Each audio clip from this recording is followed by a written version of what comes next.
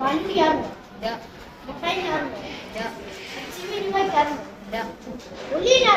Sir, ഒരർത്ഥത്തിൽ പുല്ല് തിന്നാൻ പോലും വകയില്ല.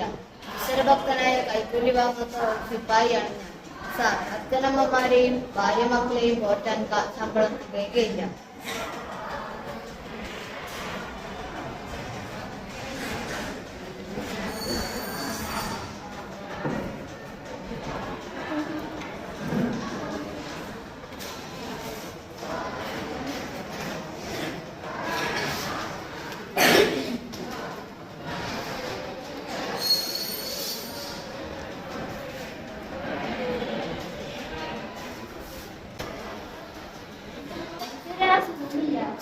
ഭക്ഷണത്തിന്റെ കുറവാണ് ക്ഷീണത്തിന് കാരണം.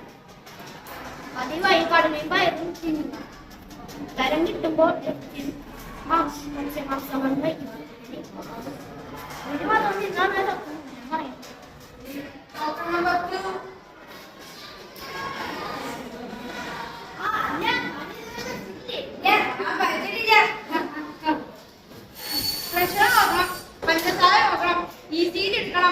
ദൈവമേ, എനിക്ക് എന്താണോ പ്രശ്നം വരിക?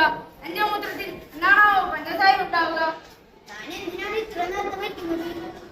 മരിക്കുകയൊന്നും വേണ്ട. എനിക്ക് വേണ്ടത് നല്ല നല്ല രോഗങ്ങളാണ്.